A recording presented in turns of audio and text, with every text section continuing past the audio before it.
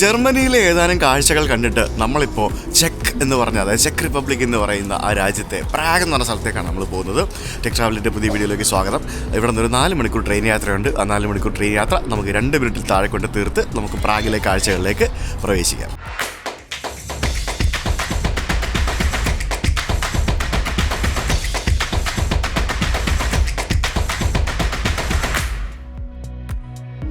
രാവിലെ നമ്മൾ ആദ്യം കയറുന്നത് ബെർലിനിലെ ആന വണ്ടിയിലാണ്.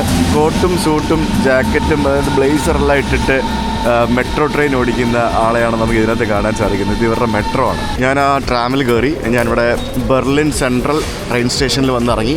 ബെർലിൻ ഹോപ്പ്ബാനോഫ് എന്നാണ് ഈ സ്റ്റേഷൻ്റെ പേര്. അപ്പോൾ ഇവിടെ നിന്ന് ഇനി നമുക്ക് ഒരു ട്രെയിനിൽ കയറി ഒരു 3 മണിക്കൂർ യാത്രയാണ് നമുക്ക് പ്രാഗ് എത്താനായിട്ട്. ആ ട്രെയിൻ ആക്ച്വലി ഇവിടെ നിന്ന് പ്രാഗ് വഴി, പ്രാഗിന്ന് അതായത് ചെക്ക് റിപ്പബ്ലിക്കിൽ പോയിട്ട് അവിടെ നിന്ന് ഓസ്ട്രിയ പോയിട്ട് അവിടെ നിന്ന് ഹംഗറിയുടെ ക്യാപിറ്റലായിട്ടുള്ള ബുഡാപെസ്റ്റിലേക്ക് പോകുന്ന ട്രെയിനാണത്. ഇവിടെ നിന്ന് ഓരോ മണിക്കൂറിലും ട്രെയിനുകളുണ്ട്. അപ്പോൾ അപ്പുറത്താണ് പ്ലാറ്റ്ഫോം. തിരക്കുണ്ടാവും, സീറ്റ് കിട്ടിയാൽ മതിയായിരുന്നു. റിസർവേഷൻ ഒന്നും ചെയ്തിട്ടില്ല. ഞാനവിടെ താഴെ ഒരു കടയുണ്ടായിരുന്നു. അവിടെ നിന്ന് ഒരു ബർഗർ പോലത്തെ കുറേ സംഭവങ്ങളൊക്കെ കിട്ടും, സ്നാക്സ്, ബ്രേക്ക്ഫാസ്റ്റ്. അത് വാങ്ങിച്ചു. ഇതിവിടെ നിന്ന് ഫ്രാങ്ക്ഫർട്ടിലേക്ക് പോകുന്ന ഇവരുടെ ഒരു ലോക്കൽ ട്രെയിനാണ്, ഫ്രാങ്ക്ഫർട്ട്. ഇവിടുത്തെ താഴത്തെ ട്രാക്കൊക്കെ നോക്കി എന്ത് വൃത്തിയാണെന്ന് നോക്ക്. സൂപ്പർ അല്ലേ. ആൽസ്റ്റോം എന്നൊക്കെ പറഞ്ഞ് ഇവിടെ എഴുതിയിട്ടുണ്ട്. എനിക്ക് തോന്നുന്നത് ഈ ട്രെയിൻ സ്റ്റേഷൻ മൊത്തത്തിൽ നിർമ്മിച്ചത് ആൽസ്റ്റോം ആണെന്ന് തോന്നുന്നു. ഓ മൈ ഗോഡ്, ഇതാണോ നമ്മളിന്ന് പോകേണ്ട ട്രെയിൻ? ഇത് നമ്മുടെ സ്ലൊവേനിയയുടെ ട്രെയിനോ എന്തോ ആണെന്ന് തോന്നുന്നു കേട്ടോ. വേറെ ഏതോ രാജ്യത്തിൻ്റെ ട്രെയിനാണ്, ഇവരുടെ ട്രെയിൻ അല്ല ഇത്. അടിപൊളി. അയ്യോ, ഇത് ഇങ്ങനെയാണോ പരിപാടി? ഇങ്ങനത്തെ സീറ്റുകളാ? ഇതൊരു സുഖമില്ലല്ലോ. ഇതിനകത്ത് അത്യാവശ്യം തിരക്കുണ്ടല്ലോ. ഇവിടെ ഫുള്ളാണല്ലോ. ഇത് റിസർവേഷൻ ഉണ്ടെങ്കിൽ നമുക്ക് ഇവിടെ കാണാൻ പറ്റും റിസർവേഷൻ ഉണ്ടോ എന്നുള്ളത്. തൽക്കാലം ഇല്ലെന്ന് തോന്നുന്നു. ഇതിരിക്കാം. ഇത് കൊള്ളാട്ടോ സംഭവം. നല്ല വൃത്തിയുള്ളൊരു ഡിഫറെൻറ്റ് ടൈപ്പ് ഓഫ് ട്രെയിൻ. ഞാൻ ആദ്യമായിട്ടാണ് ഇങ്ങനത്തെ ഒരു ട്രെയിനിൽ കയറുന്നത്. എന്തായാലും കയറിയിരുന്നു. അപ്പോൾ ലെറ്റ്സ് ഗോ. 3 മണിക്കൂറുണ്ട്. ഇതാണ് ഞാൻ രാവിലെ വാങ്ങിച്ച ബർഗർ.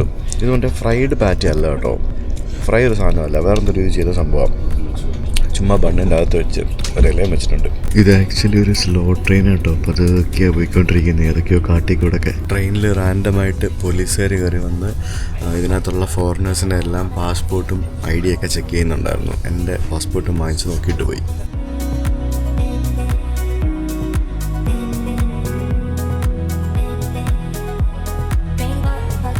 അങ്ങനെ നമ്മുടെ ട്രെയിൻ ഇവിടെ ചെക്ക് റിപ്പബ്ലിക്കിൽ കയറിയിരിക്കുകയാണ്. ചെക്ക് റിപ്പബ്ലിക് എന്ന് പറയുന്നത് നമ്മുടെ അടുത്ത രാജ്യത്തേക്ക് കയറിയിരിക്കുകയാണ്. ഇന്ന് വെതർ വലിയ കുഴപ്പമില്ലാത്ത വെതറാണെന്ന് തോന്നുന്നു. അത്ര നേരം ഒരു നദീതീരത്തൂടെയാണ് വന്നുകൊണ്ടിരുന്നത്. എങ്ങനെയാണ് എന്താണോ നോക്കട്ടെ. ഞാൻ പ്രാഗ് പോകണോ അതോ വേറെ എവിടെയെങ്കിലും ഇറങ്ങണോ ഇതൊന്നും തീരുമാനിച്ചിട്ടില്ല. Let's see.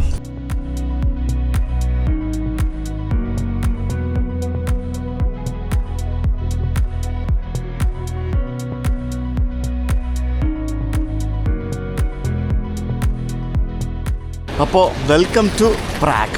യെസ്, അങ്ങനെ നമ്മൾ പ്രാഗ് സെൻട്രൽ റെയിൽവേ സ്റ്റേഷനിൽ വന്ന് ഇറങ്ങിയിരിക്കുകയാണ്. ഈ ഒരു ട്രെയിനിൽ 4 മണിക്കൂർ യാത്രയുണ്ടായിരുന്നു. കംഫർട്ടബിളായിരുന്നു, നല്ല കംഫർട്ടബിളായിരുന്നു. വലിയ തിരക്കൊന്നുമില്ലായിരുന്നു. സുഖമായിട്ടിരുന്ന് വന്നു. അപ്പോൾ ഞാനിവിടെ ഒരു ഹോട്ടൽ ബുക്ക് ചെയ്തിട്ടുണ്ട്. നമ്മളിവിടെ സ്റ്റേ ആണ്. അപ്പോൾ ഇന്ന് നമുക്ക് റൂമിൽ കൊണ്ട് ബാഗ് വെച്ചിട്ട് നമുക്ക് പ്രാഗ് എക്സ്പ്ലോർ ചെയ്യാൻ വേണ്ടി പോകാം. ഒത്തിരി കാര്യങ്ങൾ എനിക്ക് ചെക്ക് റിപ്പബ്ലിക്കിനെ പറ്റി പറയാനുണ്ട്. നമ്മൾ ആക്ച്വലി ചെക്കോസ്ലോവാക്യ സ്പ്ലിറ്റായിട്ട് ഉണ്ടായ സ്ലോവാക്യ എന്ന് പറഞ്ഞ രാജ്യത്ത് നമ്മൾ പോയിരുന്നു. നമ്മളിപ്പോൾ വന്ന ട്രെയിൻ സ്ലോവാക്യ വഴി ആണ് അത് ബുഡാപെസ്റ്റിലേക്ക് പോകുന്നത്. ആ റൂട്ടിൽ കൂടെ പോകുന്ന ട്രെയിനാണ്. അപ്പോൾ നമ്മളിപ്പോൾ വന്നിരിക്കുന്നത് ചെക്ക് റിപ്പബ്ലിക് അല്ലെങ്കിൽ ചെക്കിയ എന്നിവർ പറയുന്ന ചെക്ക് റിപ്പബ്ലിക് എന്ന് പറയുന്ന ആ രാജ്യം. അവിടേക്കാണ് നമ്മളിപ്പോൾ എത്തിയിരിക്കുന്നത്. വിയറ്റ്നാമീസ് സ്ട്രീറ്റ് ഫുഡ് എന്ത് ഇൻഫ്രാസ്ട്രക്ചർ ഉണ്ടല്ലോ ഇവർ ചെയ്തിരിക്കുന്നത്. യൂറോപ്പിൽ എവിടെ പോയാലും ഇൻഫ്രാസ്ട്രക്ചർ അടിപൊളിയാണ്. അതായത് പബ്ലിക് ട്രാൻസ്പോർട്ട് കണക്ടിവിറ്റി എവിടെ പോകണമെന്നുണ്ടെങ്കിലും അത് പെർഫെക്റ്റ് ആയിട്ടായിരിക്കും ചെയ്തിരിക്കുന്നത്. ചെക്ക് റിപ്പബ്ലിക്ക് ഭയങ്കര അഫോർഡബിൾ ആയിട്ടുള്ളൊരു രാജ്യമാണെന്നാണ് എനിക്ക് തോന്നുന്നത്. കാരണം ഹോട്ടൽസ് ഒന്നും വലിയ എക്സ്പെൻസീവ് ആയിരുന്നില്ല. ഇവരുടെ ഭാഷയും അതേപോലെ തന്നെ ഇവരുടെ കറൻസിയും ഒക്കെ ഡിഫറൻ്റ് ആണ്. ചെക്ക് ഭാഷയാണ് ഇവർ സംസാരിക്കുന്നത്. അതേപോലെ തന്നെ ഇവരുടെ കറൻസി എന്ന് പറയുന്നത് ചെക്ക് കൊറൂന എന്നാണ്. ചെക്ക് കൊറൂന അല്ലെങ്കിൽ CZK എന്ന് പറയും. ഒരു ചെക്ക് കൊറൂന എന്ന് പറയുന്നത് നമ്മുടെ 3.6 രൂപയാണ്. അതായത് ഇവരുടെ 100 രൂപ എന്ന് പറയുന്നത് നമ്മുടെ 360 രൂപ വരും. ചെക്കോസ്ലോവാക്യൻ പോലീസിൻ്റെ വണ്ടിയാണ്. ഇന്നലെ ഫ്രണ്ടിൻ്റെ വീട്ടിൽ തുണി അലക്കാനുണ്ടായിരുന്നതുകൊണ്ട് ഫുൾ തുണിയെല്ലാം അലക്കി തീർത്തു. പിന്നെ എൻ്റെ കയ്യിലുണ്ടായിരുന്ന ഒരു ജാക്കറ്റ്, ഞാൻ ആ റെഡ് ജാക്കറ്റ് കൊടുത്തു വിട്ടു നാട്ടിലേക്ക്. പിന്നെ കുറേ സുവനീറുകളൊക്കെ കളക്ട് ചെയ്തിരുന്ന എല്ലാം നാട്ടിൽ കൊടുത്തു വിട്ടു. അവൻ അടുത്ത ആഴ്ച നാട്ടിൽ പോവാണ്. അപ്പോൾ അതെല്ലാം കൂടെ അവൻ്റെ കയ്യിൽ കൊടുത്തു വിട്ട്. അപ്പോൾ എൻ്റെ ബാഗിൽ ഇപ്പോൾ കുറേ വെയിറ്റ് കുറഞ്ഞു. അപ്പോൾ ഇനി നമുക്ക് ലണ്ടൻ എത്തുന്നവരെ ഇനിയിപ്പോൾ വാങ്ങുന്ന സാധനങ്ങളൊക്കെ മാത്രമേ ഇതിനകത്ത് വെയിറ്റ് വരുള്ളൂ. അപ്പോൾ എനിക്ക് ഈസിയായിട്ട് നടക്കാൻ പറ്റുന്നുണ്ട്. പക്ഷേ മറ്റേത് ഭയങ്കര വെയിറ്റ് ആയിരുന്നു. ഇറങ്ങി വന്നപ്പോൾ തന്നെ മുമ്പിൽ റെയിൽവേ സ്റ്റേഷൻ്റെ അടുത്തൊരു കറി കിങ്ഡം എന്ന് പറഞ്ഞൊരു ഇന്ത്യൻ റെസ്റ്റോറൻറ്റ്. ഇവിടുത്തെ ട്രാം കണ്ടോ, ഇതൊരു ഡിഫറെൻറ്റ് ഷേപ്പാണ്. അപ്പോൾ നമുക്ക് ഫസ്റ്റ് ഹോട്ടലിൽ പോകാം. ഇവിടെ ടിക്കറ്റ് എടുക്കുന്നത് എങ്ങനെയാണെന്നൊന്നും എനിക്കറിയത്തില്ല, നോക്കട്ടെ എങ്ങനെയാണ് പരിപാടി എന്നുള്ളത്. ഈ ട്രാമിലൊരു മെഷീൻ ഉണ്ടായിരുന്നു. ഈ മെഷീനിൽ നിന്ന് ഞാൻ 24 ഹവേഴ്സിനുള്ള ഒരു പാസ് എടുത്തു. 120 ഇവിടുത്തെ രൂപയാണ് അതിൻ്റെ റേറ്റ് എന്ന് പറയുന്നത്. എന്ന് പറയുമ്പോൾ ഏകദേശം 450 രൂപ വരും പാസ് കിട്ടി. ഇനി ഇത് വെച്ച് നമുക്ക് ട്രാവൽ ചെയ്യാം. ഞാനേ കയറിയ ട്രാം തെറ്റിപ്പോയി. ഞാൻ വേറെ എവിടെയോ ഒന്ന് ഇറങ്ങി. ആക്ച്വലി കയറിയ ട്രാമിൻ്റെ നമ്പർ മാറിപ്പോയി, അതാ പറ്റിപ്പോയത്. എന്തായാലും ഇവിടുത്തെ സംഭവങ്ങളുണ്ടല്ലോ, ഇത് വേറെ ലെവലാണ് കേട്ടോ. ഇവിടെ ഭയങ്കര ക്രൗഡഡാണ്. നമ്മൾ മറ്റുള്ള യൂറോപ്യൻ രാജ്യങ്ങൾ പോലെയല്ല, ജർമ്മനി ഫ്രാൻസ് കണ്ടതുപോലൊന്നും അല്ല. ഇവിടെ വേറെ വൈബാണ്. പഴയ ട്രാംസും ഉണ്ട് അതിനിടയ്ക്ക് കേട്ടോ, പുതിയ ട്രാംസും ഉണ്ട്. പക്ഷേ എനിക്ക് പുതിയ ട്രാമുകളെക്കാട്ടി ഇഷ്ടം പഴയ ട്രാമുകളാണ്. പഴയ ട്രാം കേട്ടോ, ഭയങ്കര ലുക്ക് കാണാൻ എന്ത് ഭംഗിയല്ലേ. ഇതാണ് എൻ്റെ റൂം, ഐബിസ് ഹോട്ടൽ. ഇവിടെ സിറ്റി സെൻറ്ററിൽ തന്നെ ഉള്ള ഒരു ഐബിസ് ഹോട്ടലിലാണ് റൂം എടുത്തിരിക്കുന്നത്. ഇതിന് 60 യൂറോസ് ആയിരുന്നു റേറ്റ്. സിറ്റി സെൻറ്ററിൽ യൂഷ്വലി അതിലും കൂടുതൽ റേറ്റ് വരാനാണ്. എന്തായാലും ലൈക്ക് ഇവിടെ ഞാൻ നോക്കിയപ്പോഴത്തേക്കിനും പൊതുവേ ഹോട്ടൽസൊക്കെ അത്ര വലിയ എക്സ്പെൻസീവ് അല്ല. ഹോസ്റ്റൽസ് കിട്ടും. 1000 രൂപ 1500 രൂപയ്ക്കൊക്കെ ഹോസ്റ്റൽ ബെഡുകൾ, ഡോർമെറ്ററീസ് ഒക്കെ അവൈലബിൾ ആയിരുന്നു. ധാരാളം ഹോസ്റ്റൽ ഞാനിവിടെ കണ്ടു. അതുകൊണ്ട് തന്നെ I think this is A back packers destination. എന്തായാലും നമുക്ക് ഇനിയിപ്പോൾ കാഴ്ചകളിലേക്ക് ഇറങ്ങാം. ഇതായിരുന്നു എൻ്റെ ഹോട്ടൽ. നമുക്ക് അപ്പുറത്തും ഇപ്പുറത്തും നോക്കിക്കഴിഞ്ഞാൽ പുതിയതും പഴയതുമായിട്ടുള്ള കുറേ കെട്ടിടങ്ങൾ കാണാം. നമ്മളിപ്പോൾ ആക്ച്വലി ഓൾഡ് ടൗൺ ഭാഗത്തേക്ക് പോകുമ്പോഴത്തേക്കിനും നമുക്കിവിടുത്തെ ഈ ഒരു പ്രാഗിൻ്റെ ഒരു കറക്റ്റ് ഹിസ്റ്ററി നമുക്ക് കിട്ടുന്ന രീതിയിലുള്ള കെട്ടിടങ്ങളൊക്കെ കാണാൻ സാധിക്കും. നമുക്ക് ജർമ്മനിയിൽ നമുക്ക് അത്രയും കെട്ടിടങ്ങൾ ഉണ്ടായിരുന്നില്ല. അതിൻ്റെ മെയിൻ റീസൺ എന്ന് പറയുന്നത് ഈ വേൾഡ് വാർ 2 നടക്കുന്ന സമയത്ത് ഏറ്റവും കുറവ് ബോംബുകൾ വീണ് തകർക്കപ്പെട്ട ഒരു സ്ഥലം എന്ന് പറയുന്നത് പ്രാഗാണ്. അല്ലെങ്കിൽ ഇവിടെ അധികം തകർക്കപ്പെട്ടിട്ടില്ല. അതുകൊണ്ടാണ് ഇപ്പോഴും നമുക്കിവിടെ പഴയ കെട്ടിടങ്ങളൊക്കെ ഇഷ്ടംപോലെ ധാരാളം കാണാൻ സാധിക്കുന്നത്. ഇവിടെ ഫുഡ് അത്ര വലിയ ചീപ്പൊന്നുമല്ല കേട്ടോ. ഇതിപ്പം ഏകദേശം ഒരു 900 രൂപയുടെ ഷവർമ വിത്ത് റൈസാണ് ഈ കാണുന്നത്, ചിക്കൻ വിത്ത് റൈസ്. ഇവിടെ ടർക്കിഷ് റെസ്റ്റോറൻറ്റ് ഉണ്ടായിരുന്നു. അപ്പോൾ ഞാൻ അവിടെ നിന്ന് ഒരു സാധനം വാങ്ങിച്ചു. ഞാൻ ഫുഡ് കഴിച്ചിട്ട് ഇറങ്ങി. ഇവിടെ എന്തോ ഒരു സംഭവം മിസ്സിങ് ആണ്. എന്താണെന്ന് എനിക്ക് മനസ്സിലാവുന്നില്ല. എന്തോ ഒരു വൈബ് ഇവിടെ മിസ്സിങ് ആണ്. അതായത് നമ്മൾ ഇത്രയും ദിവസം കണ്ട യൂറോപ്പിൽ നിന്നും ഭയങ്കര വ്യത്യസ്തമാണ് ഈ ഒരു സ്ഥലം. അത് എന്താണെന്ന് എനിക്കറിയില്ല.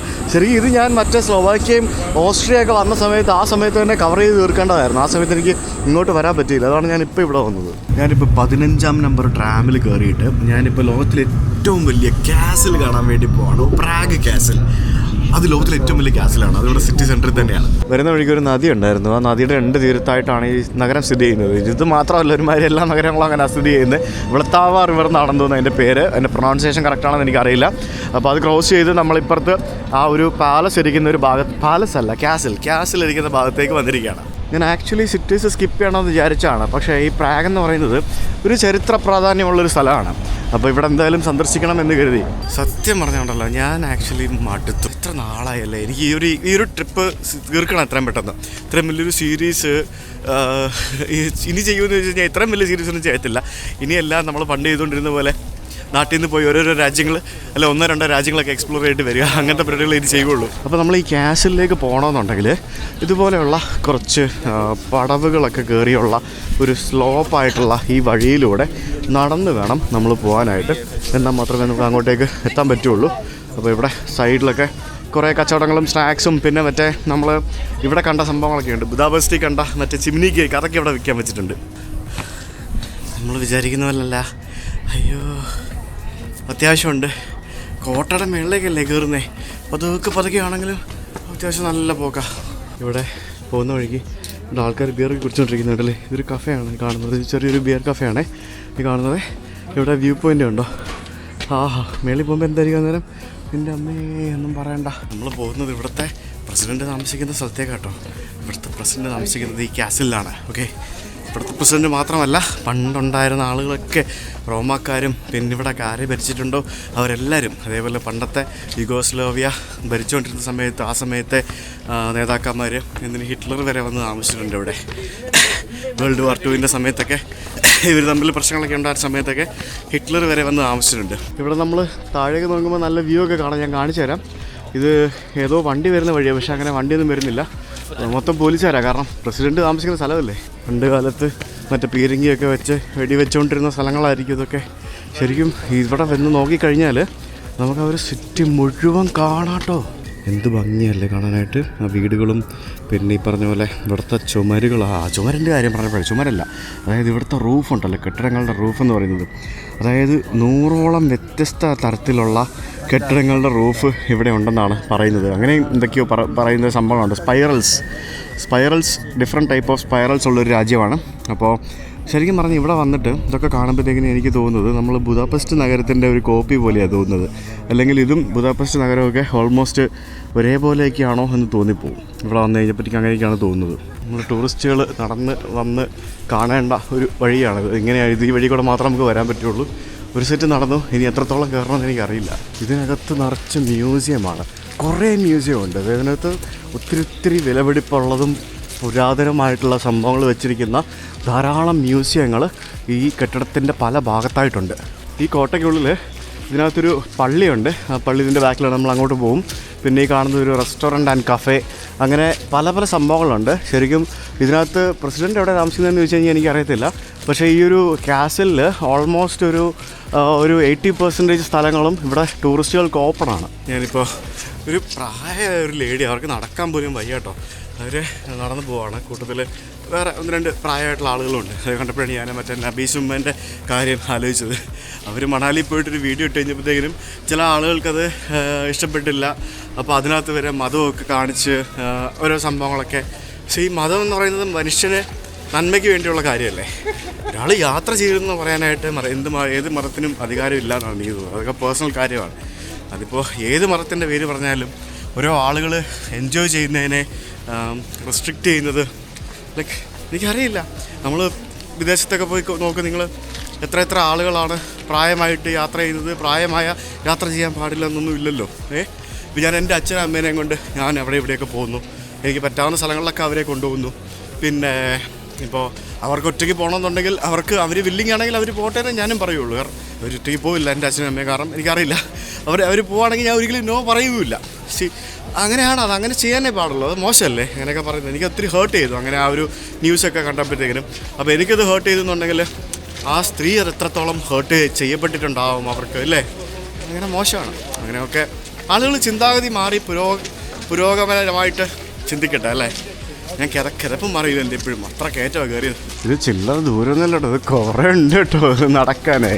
ഞാൻ മെട്രോയിൽ വന്ന് ഇറങ്ങിയിട്ടില്ല, ട്രാമിൽ വന്ന് ഇറങ്ങിയിട്ട് ഞാൻ എത്ര നേരമായി കയറിക്കൊണ്ടിരിക്കുന്നതെന്നറിയോ. ഇവിടെ എന്തൊക്കെയോ കൺസ്ട്രക്ഷനൊക്കെ നടക്കുന്നുണ്ട്. പൊന്നേ, അതൊരു 1.5 സംഭവം കേട്ടോ ഇത്.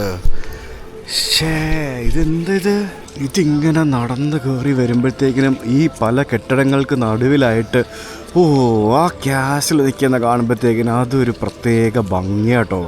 അത് കാണുമ്പോൾ ഉണ്ടല്ലോ, നമുക്ക് സത്യം പറഞ്ഞാൽ ആരാണെങ്കിലും ഇത് ആദ്യം കാണുമ്പോഴത്തേക്കിനും ഒരു വാവ് വെച്ച് പോകും. 9th സെഞ്ച്വറിയിലാണ് ഈ ക്യാസിലിൻ്റെ നിർമ്മാണം കഴിയുന്നത്. എത്ര നാളുകൾക്ക് മുന്നേ ചെയ്ത സംഭവമല്ലേ. അതൊരു 1.5 ക്യാസിലാണേ. ശരിക്കും ഉണ്ടല്ലോ, ലോകത്തിലെ ഏറ്റവും വലിയ ക്യാസിൽ എന്ന ഗിന്നസ് വേൾഡ് റെക്കോർഡ് കിട്ടിയ ഒരു ക്യാസിലാണ് നമുക്കിവിടെ കാണാൻ സാധിക്കുന്നത്. ശരിക്കും 7,50,000 സ്ക്വയർ ഫീറ്റാണ് ഈ ക്യാസിലിൻ്റെ ഒരു ഏരിയ എന്നാണ് ഗിന്നസ് വേൾഡ് റെക്കോർഡിൽ പറയുന്നത്. ചെക്ക് റിപ്പബ്ലിക് എന്ന് പറയുന്നത് ക്യാസിലുകളുടെ രാജ്യമാണ്. അതായത് ഈ രാജ്യത്താണ് ഏറ്റവും കൂടുതൽ ക്യാസിൽസ്, ഇതേപോലെയുള്ള ചെറുതും വലുതുമായിട്ടുള്ള ക്യാസിൽസ് ഉള്ളത് എന്നാണ് പറയുന്നത്. എന്തായാലും ഇതിൻ്റെ ഏതോ ഒരു കോണിലാണ് അല്ലെങ്കിൽ ഏതോ ഒരു മൂലയ്ക്കാണ് ഇപ്പോഴത്തെ ചെക്ക് റിപ്പബ്ലിക്കിൻ്റെ പ്രസിഡൻറ്റ് താമസിക്കുന്നത് എന്ന് പറയുമ്പോഴത്തേക്കിനും അങ്ങേരുടെ ഒരു യോഗം എന്ന് നമ്മളിങ്ങനെ ആഗ്രഹിക്കും. ആ ഒരു ക്യാസിലിൻ്റെ മുമ്പിൽ അവിടെ കുറേ കോഫി ഷോപ്പൊക്കെ ഉണ്ട്. ഇത് ആ കാണുന്നൊരു സ്റ്റാർബക്സ് ആണ്, കണ്ടില്ലേ? അതൊക്കെ അവിടെ വരെ സ്റ്റാർബക്സ് ഉണ്ട്. അതാണ് ഈ സ്റ്റാർബക്സിൻ്റെ ഒരു പരിപാടി എന്ന് പറയുന്നത്. ലോകത്ത് എന്ത് പ്രീമിയം സ്പേസുകളുണ്ടെങ്കിലും അവിടെ എല്ലാം ഇവർ സ്റ്റാർബക്സ് ഉണ്ടാക്കി വയ്ക്കും എന്നുള്ളതാണ്. ഇവിടെ ഈ കാണുന്നതൊക്കെ ഈ ബിയർ പാർലറുകളും അങ്ങനെയുള്ള സംഭവങ്ങളൊക്കെയാണ്. ആളുകളൊക്കെ അവിടെ നിന്ന് ബിയർ കഴിക്കുന്നുണ്ട്. നമ്മൾ വന്നിരിക്കുന്നത് എവിടെയാണ്? ചെക്ക് റിപ്പബ്ലിക്കാണ്. ലോകത്തിലെ ഏറ്റവും കൂടുതൽ ബിയർ ആളുകൾ കഴിക്കുന്ന രാജ്യം ആണ് ചെക്ക് റിപ്പബ്ലിക് എന്ന് പറയുന്നത്. ഞാൻ പറയുന്നതല്ല, വെറുതെ പറയുന്നതല്ല, കണക്കുകൾ പറയുന്നതാണ്. അതായത് ഏറ്റവും കൂടുതൽ നമ്മൾ ഈ പെർ ക്യാപിറ്റ GDP എന്നൊക്കെ പറയുന്ന പോലെ തന്നെ ഏറ്റവും കൂടുതൽ ആളോഹരി എണ്ണത്തിൽ ബിയർ ഏറ്റവും കൂടുതൽ ടേക്ക് ചെയ്യുന്ന അല്ലെങ്കിൽ കഴിക്കുന്ന രാജ്യമാണ് ചെക്ക് റിപ്പബ്ലിക്. അങ്ങനെ ബിയറുകാരുടെ നാട്ടിലാണ് ഞാനിപ്പോൾ എത്തിയിരിക്കുന്നത്. ബിയറിൻ്റെ രാജ്യം ചെക്ക് റിപ്പബ്ലിക്. ആ കെട്ടിടവും പിന്നെ അതിന് ചുറ്റിനുള്ള കെട്ടിടവും എല്ലാം ഒരു രക്ഷയില്ലാത്ത ഭംഗിയാട്ടോ. ശരിക്കും ഇത് നമ്മുടെ ആ ഒരു പഴയ ആ ഒരു ഗോത്തിക് സ്റ്റൈലുണ്ടല്ലോ, ആ ഒരു രീതി തന്നെയാണ് ഇത് നിർമ്മിച്ചിരിക്കുന്നത്. ഇതിൻ്റെ ഒരു ആകാശം ദൃശ്യം കണ്ടാലേ നിങ്ങൾക്ക് കറക്റ്റ് അതിൻ്റെ ഒരു ക്യാസിലിൻ്റെ ഒരു ഭംഗി നിങ്ങൾക്ക് കിട്ടുള്ളൂ.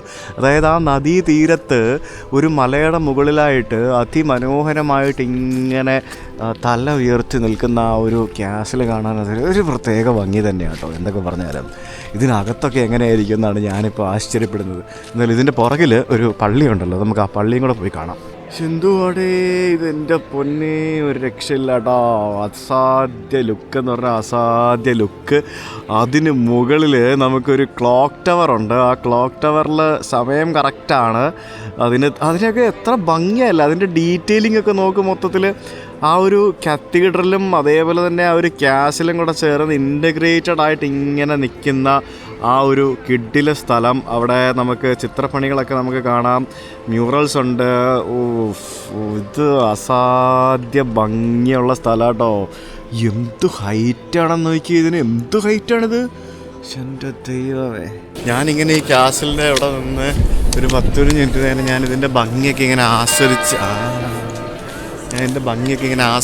ഞാനിങ്ങനെ നിൽക്കുമായിരുന്നു. എന്ത് ഭംഗിയായത്. എനിക്ക് തോന്നുന്നത് ഇതിനകത്തായിരിക്കത്തില്ല, മിക്കവാറും ഈ കാണുന്ന ബിൽഡിങ്ങിൽ എവിടെയെങ്കിലും ആയിരിക്കും പ്രസിഡൻറ്റ് താമസിക്കുന്നതെന്ന് എനിക്ക് തോന്നുന്നത്. പുള്ളി ഇതിനകത്ത് താമസിക്കുമെന്ന് എനിക്കറിയില്ല, എന്താ സംഭവം എന്നറിയില്ല. എന്തായാലും ഇവിടെ വരുന്ന എല്ലാ ടൂറിസ്റ്റുകളും വരുന്ന സ്ഥലം. ഞാൻ ആ ഒരു കത്തീഡ്രലിൻ്റെ ഫ്രണ്ടിൽ വന്നു. നമുക്ക് വേണമെന്നുണ്ടെങ്കിൽ ടിക്കറ്റ് എടുത്തിട്ട് ഇതിൻ്റെ ഉള്ളിലേക്ക് പ്രവേശിക്കാവുന്നതാണ്.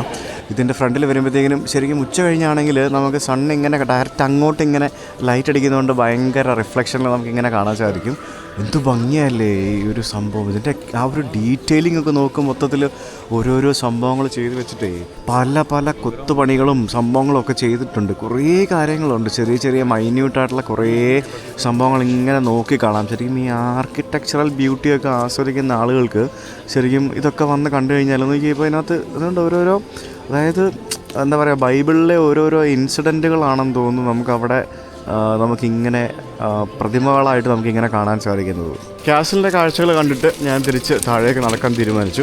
ഈ ഭാഗത്ത് എന്താണെന്നറിയില്ല, ഇവിടെ ഇങ്ങനെ ഈ ഒരു കളർ, ചിലപ്പോൾ മഴ വല്ലതും പെയ്തായിരുന്നോ എന്ന് എനിക്കറിയില്ല. ഇവിടേക്ക് ഇങ്ങനെ ഈ ഒരു രീതി കിടക്കുന്നുണ്ടല്ലേ. എന്തായാലും സംഭവം കൊള്ളാം. ഇതിനകത്തേക്ക് കയറി കാണണമെന്നുണ്ടെങ്കിൽ നിങ്ങൾക്ക് മ്യൂസിയവും ബാക്കിയുള്ള സംഭവങ്ങളൊക്കെ ടിക്കറ്റ് എടുത്തിട്ട് കയറി കാണാവുന്നതാണ്. പക്ഷെ അങ്ങനെ കാണണമെന്നുണ്ടെങ്കിൽ രാവിലെ വരണം, എന്നാലേ പറ്റുള്ളൂ. 1993 സത്യം പറഞ്ഞാൽ ഈ ഒരു രാജ്യം ചെക്ക് റിപ്പബ്ലിക്കായിട്ട് മാറുന്നത്. അതായത് പണ്ട് ചെക്കോസ്ലോവാക്യ ആയിരുന്ന സ്ഥലം പിന്നീട് ചെക്ക് റിപ്പബ്ലിക്കും സ്ലോവാക്യയുമായിട്ട് വിഭജിച്ചതാണ് നമുക്ക് കാണാൻ സാധിക്കുന്നത്. സൗഹൃദപരമായിട്ട് തന്നെയാണ് വിഭജിച്ചത്. അപ്പോൾ അങ്ങനെ വിഭജിച്ചതിന് ശേഷം രണ്ടും രണ്ട് രീതിയിലേക്ക് മാറിയെന്നുണ്ടെങ്കിലും സ്ലോവാക്യനെക്കാട്ടിൽ കുറച്ചും കൂടെ എക്കണോമിക്കലിയും അതേപോലെ തന്നെ ബാക്കിയുള്ള കാര്യത്തിലും പല രീതിയിലും ഉന്നതിയിലാണ് ഈ ഒരു രാജ്യമെന്ന് നമുക്ക് ഇവിടെ വന്നു കഴിയുമ്പോഴത്തേക്കും മനസ്സിലാവും. കാരണം ഇവരത്യാവശ്യം നല്ല രീതിയിൽ ഒരു ഡെവലപ്പിംഗ് ആയിട്ടുള്ള ഒരു രാജ്യം തന്നെയാണ്. മുമ്പേ നമ്മൾ കണ്ട നദിയില്ലേ, ആ നദിയുടെ മുകളിലൂടെ ചാൾസ് ബ്രിഡ്ജ് എന്നും പറഞ്ഞുകൊണ്ട് ഒരു ബ്രിഡ്ജുണ്ട്. ആ ബ്രിഡ്ജ് കാണാൻ വേണ്ടിയാണ് പോകുന്നത്. ഇവിടെ വരുന്ന എല്ലാവരും കാണുന്ന ഒരു ബ്രിഡ്ജാണ് ഈ ചാൾസ് ബ്രിഡ്ജ്. എന്തായല്ലേ ചാൾസ് ബ്രിഡ്ജ്, നമുക്ക് അവിടെ പോയി കാണാം. ഇതെന്ത് എംബസി ഓഫ് സെർബിയ, ഈ സെർബിയൻ എംബസിക്കാണുള്ളത്. ദൈവമേ, ഈ സ്ഥലങ്ങളിലൊക്കെ എംബസിയോ, അടിപൊളി. ഇവിടെയൊക്കെ എംബസികളുണ്ട് കുറേ. ഞാൻ ഇപ്പോൾ കറൻസി എക്സ്ചേഞ്ച് ചെയ്യാൻ വേണ്ടി വന്നതാണ്. യൂറോ മാറ്റിയിട്ട് ഇവരുടെ ലോക്കൽ കറൻസി വാങ്ങിക്കാനായിട്ട്. കാരണം ഇവരൊക്കെ നാളെ ഏത് സമയത്തും വേണമെങ്കിൽ യൂറോയിലേക്ക് മാറാൻ സാധ്യതയുണ്ട്. അപ്പോൾ ഇവരുടെ കറൻസി ഒന്നും ചിലപ്പോൾ പിന്നീട് കിട്ടിയെന്ന് വരില്ല. അപ്പോൾ ഞാനിവിടെ ഒരു കറൻസി എക്സ്ചേഞ്ചിൽ വന്നിട്ട് ഇവിടെ ഓരോ ഡിനോമിനേഷൻ വെച്ച് തരാൻ പറഞ്ഞു. അവൾ നൈസായിട്ട് തന്നെ ചാമ്പാൻ നോക്കി. 25 യൂറോ എന്ന് പറഞ്ഞാൽ 25 ഇവിടുത്തെ ലോക്കൽ കറൻസി കിട്ടും. അവൾ ആക്ച്വലി അതിപ്പോൾ ഹായ്, ഇതാരാ? മലയാളിയാണ്. ഓ, അത് ശരി, ഓക്കെ. ഞാൻ ഞെട്ടിപ്പോയി, ഇതാരാ വന്നു. അവിടെ ഒരു ചൈനക്കാരിയായിരുന്നത്. സോറി, അതിനിടയ്ക്ക് 2 പിള്ളേർ പരിചയപ്പെടാൻ വേണ്ടി വന്ന് ഞാൻ അവരോട് മിണ്ടാൻ പോയി. അപ്പോൾ അവൾ എന്നെ പറ്റിക്കാൻ നോക്കിയെന്നേ. പിന്നെ ഞാൻ വിട്ടുകൊടുക്കുമോ? എന്നിട്ട് ഞാൻ 17 എന്ന് പറഞ്ഞപ്പോൾ ഞാൻ പറഞ്ഞത് കുറവാന്ന് പറഞ്ഞപ്പോൾ അവൾ 23 വരെ വന്നു. 17 നേരെ 23 ഞാൻ പറഞ്ഞു, വേണ്ട മോളെ, ഞാൻ കറൻസി വേറെ എവിടെ നിന്നേലും മാറിക്കോളാം എന്നും പറഞ്ഞുകൊണ്ട് ഞാൻ അവിടെ നിന്ന് വലിഞ്ഞ് അവൾ നൈസായിട്ട് എന്നെ പറ്റിക്കാൻ നോക്കി. അപ്പോൾ ഇതാണ് നമ്മളിപ്പോൾ എത്തിയിരിക്കുന്ന ആ ഒരു ചാൾസ് ബ്രിഡ്ജ് എന്ന് പറയുന്നത്. ഇത് ആക്ച്വലി ഒരു 1357 കാലഘട്ടങ്ങളിൽ നിർമ്മിച്ച ഒരു മിഡീവൽ സ്റ്റോൺ ആർച്ച് ബ്രിഡ്ജാണ്. അതായത് ചാൾസ് 4 എന്ന് പറയുന്നത് ലക്സംബർഗിലെ രാജാവായിരുന്നു. നമ്മൾ പോയ ലക്സംബർഗിലെ രാജാവായിരുന്നു ചാൾസ് 4 എന്ന് പറയുന്നത്. സോ അദ്ദേഹമാണ് ഇത് ഇവിടെ നിർമ്മിക്കാനായിട്ട് സഹായിച്ചത് എന്നാണ് പറയുന്നത്. ഇതിപ്പോൾ ഒരു പെഡസ്ട്രിയൻ ബ്രിഡ്ജാണ്. ഞാനിപ്പോൾ ആലോചിച്ച് വയ്ക്കുകയായിരുന്നു, അതായത് 1400 കാലഘട്ടത്തിൽ നിർമ്മിച്ച ഈ ഒരു സ്റ്റോൺ ബ്രിഡ്ജൊക്കെ എത്ര ഭൂമികുലുക്കം വന്നാലും നിലം പതിക്കില്ല എന്നുള്ളതാണ്. അതായത് എത്ര വർഷം കഴിഞ്ഞാലും ഇതൊന്നും നിലം പതിക്കില്ല എന്നുള്ളതാണ്. അത്രയ്ക്ക് സ്ട്രോങ് ആണ് ഈ ബ്രിഡ്ജുകളൊക്കെ. പണ്ട് ഇവിടെ ഉണ്ടായിരുന്ന ഒരു ബ്രിഡ്ജ് വെള്ളപ്പൊക്കത്തിൽ തകർന്നു പോയപ്പോഴാണ് സത്യം പറഞ്ഞാൽ ഇത്തരത്തിലുള്ള ഒരു ബ്രിഡ്ജ് ഇവിടെ നിർമ്മിക്കുന്നത്. അപ്പോൾ ഇവിടെ വരുന്ന ആളുകളൊക്കെ നോർമലി നമ്മൾ ആദ്യം ആ ക്യാസിൽ പോയി കാണും, എന്നിട്ട് തിരിച്ചിറങ്ങി വരും, എന്നിട്ട് ഈ ബ്രിഡ്ജിൽ കൂടെ നടന്ന് അപ്പുറത്ത് ഓൾഡ് ടൗണിലേക്ക് പോകും, എന്നിട്ട് അവിടുത്തെ കാഴ്ചകളൊക്കെ കാണും. അങ്ങനെയാണ് ബേസിക്കലി എല്ലാവരും ചെയ്യുന്നത്. എന്തായാലും അത്യാവശ്യം നല്ല വലിയ ബ്രിഡ്ജാണ്. ശരിക്കും പണ്ടത്തെ കാലത്തെ 45 വർഷം എടുത്തു കേട്ടോ ഈ ഒരു ബ്രിഡ്ജ് പണിത് തീർക്കാനായിട്ട്. 1357 നിർമ്മാണം ആരംഭിച്ചിട്ട് 1402 ഇതിൻ്റെ നിർമ്മാണം അവർ പൂർത്തിയാക്കുന്നത്. അതായത് ആ കാലഘട്ടത്തിൽ എന്ന് പറയുമ്പോഴത്തേക്കിനും മെഷീനറീസോ സംഭവങ്ങളോ കാര്യങ്ങളോ ഒന്നും ഇല്ലല്ലോ, എല്ലാം കൈപ്പണികളല്ലേ മൊത്തം. പണ്ട് കാലത്ത് ഈ ഈസ്റ്റേൺ യൂറോപ്പും വെസ്റ്റേൺ യൂറോപ്പുമായിട്ട് കണക്ട് ചെയ്തിരുന്ന ഒരു മെയിൻ റൂട്ടായിരുന്നു സത്യം പറഞ്ഞാൽ ഈ ഒരു പ്രാഹ, അല്ലെങ്കിൽ പ്രാഹ എന്നാണ് ഇവർ പറയുന്നത്, പ്രാഗിന്. ഈ വൾത്താവ നദിയുടെ മുകളിലൂടെ ഓടുന്ന, അല്ലെങ്കിൽ ഓടുന്നതല്ല, മുകളിലൂടെ നിർമ്മിച്ച ഈ ഒരു ബ്രിഡ്ജ് എന്ന് പറയുന്നത് പണ്ട് കാലത്ത് ട്രേഡിങ്ങും ബാക്കിയുള്ള സംഭവങ്ങളും എല്ലാം ശരിക്കും വളരെ എഫക്റ്റീവായിട്ട് നടന്നിരുന്ന ഒരു ബ്രിഡ്ജാണിത്. എല്ലായിടത്തും ഉള്ള പോലെ തന്നെ ഇവിടെയും ഈ പറഞ്ഞ പോലെ ബോട്ടിങ്ങും അതേപോലെ തന്നെ റിവർ ക്രൂയിസും അങ്ങനത്തെ പരിപാടികളൊക്കെ ഉണ്ട്. എനിക്ക് സ്വതവേ താല്പര്യമില്ലാത്തൊരു കാര്യമാണ് റിവർ ക്രൂയിസ് എന്ന് പറയുന്നത്. എനിക്ക് ഭയങ്കര ബോറടിക്കുന്നൊരു പരിപാടിയാണ്. അതുകൊണ്ട് ഞാൻ ഇത്തവണ എന്തായാലും അതിന് പോകുന്നില്ല. ഇതെനിക്ക് തോന്നുന്നു യേശുക്രിസ്തു അല്ലേ ഇത്? യേശുക്രിസ്തു ആണല്ലോ ഇത്, അതോ ഫ്രാൻസിസ്ക്, അതാരാണെന്ന് എനിക്ക് മനസ്സിലാവുന്നില്ല കേട്ടോ. കണ്ടിട്ട് എനിക്ക് തോന്നുന്നു യേശുക്രിസ്തുവിനെ പോലെ തന്നെയുണ്ട്. പക്ഷെ അതിനെല്ലാം മേളിൽ മറ്റേ ഈ പ്രാവ് വന്നിട്ട്, ഈ കാണുന്ന ഇതുപോലെയുള്ള പ്രാവ് വന്നിരിക്കുകയാണ്, കണ്ടില്ലേ? എല്ലായിടത്തും ഈ പ്രാവ് വന്നിങ്ങനെ ഇരുന്ന് നശിപ്പിക്കുന്നുണ്ട്. നിലവിലിപ്പോൾ ഈ ബ്രിഡ്ജിൻ്റെ മുകൾ ഭാഗം എന്ന് പറയുന്നത് പലതരത്തിലുള്ള കച്ചവടക്കാരും അതേപോലെ തന്നെ ഇതുപോലെ ഇവിടത്തേക്ക് പെർഫോമൻസ് നടക്കുന്നുണ്ട്. അങ്ങനെ പല പെർഫോമൻസ് ഒക്കെ നടത്തുന്ന ആളുകളുടെ ഒരു കേന്ദ്രമാണ്. ഓ വാവ്, ഇത് കൊള്ളാലോ. വാവ്, ഇതെന്താ സംഭവം?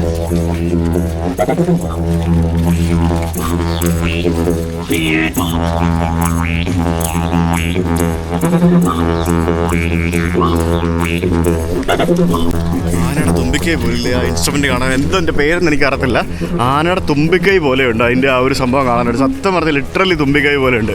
പല മിഡിൽ ഈസ്റ്റേൺ രാജ്യങ്ങളിൽ നിന്നുള്ള അഭയാർത്ഥികൾ നമുക്ക് യൂറോപ്പിൽ പല രാജ്യത്തും നമുക്ക് കാണാൻ സാധിക്കും. ഏറ്റവും കൂടുതൽ ഞാൻ കണ്ടത് ജർമ്മനിയിലാണ് സത്യം പറഞ്ഞാൽ. എനിക്ക് തോന്നുന്നു ഈ റെഫ്യൂജീസായിട്ട് വരുന്ന ആളുകളെ കൂടുതലായിട്ട് ജർമ്മനി കഴിഞ്ഞ തവണ ആക്സെപ്റ്റ് ചെയ്തിരുന്നു. അതുകൊണ്ടായിരിക്കും അത്തരത്തിൽ അവിടെ കൂടുതൽ ആളുകൾ എനിക്ക് കാണാൻ സാധിച്ചത്. ശരിക്കും ഇപ്പം നിലവിലിപ്പോൾ ഇന്നലെ അവിടെ ജർമ്മനിൽ ഇലക്ഷൻ കഴിഞ്ഞു.